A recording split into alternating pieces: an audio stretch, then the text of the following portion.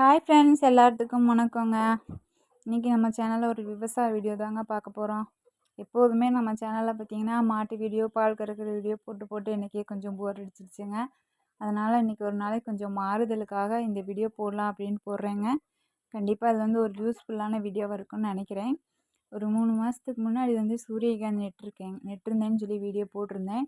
விதை நடும்போது ஒரு சின்ன சின்ன சால்ஸ் எல்லாம் எடுத்து போட்டிருந்துருப்பேன். ஷார்ட்ஸ் போடும்போது பார்த்திங்கன்னா ஒருத்தர் ஒரு பேட் கமெண்ட் போட்டிருந்தாரு. அது கூட என்னன்னு சொல்லிட்டு ஒரு லாங் வீடியோவில் போட்டிருப்பேன். இருந்தாலும் எல்லா தடைகளையும் தாண்டி நம்ம கடந்து வரணும் அப்படின்றதுக்காக இந்த வீடியோ உங்களுக்கு கொடுக்குறேன். நம்ம அந்த சூரியகாந்தி விளைஞ்சி நிற்கிதுங்க. கரெக்டாக 3 மாதம் ஆகுது. முக்கால் விளைச்சலில் நிற்கிது.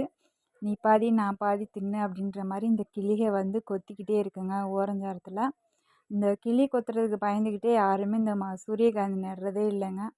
கிளி முடுக்குனா தான் கொஞ்சம் நஞ்சமாவது நமக்கு கிடைக்கும் அப்படின்றதுக்காக நாங்களும் கிளி முடுக்கிட்டு இருக்கிறோங்க. இருந்தாலும் பார்த்திங்கன்னா ரொம்ப செடி வளர்ந்த மாதிரி தெரியுது.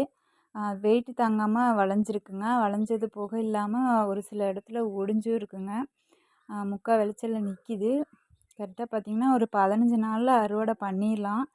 15 நாளுங்கிறது கொஞ்சம் அதிகமாக தான் தெரியுது. இருந்தாலும் பார்க்கலாங்க. அறுவடை அப்போ ஒரு வீடியோ எடுத்து போடுறேன்.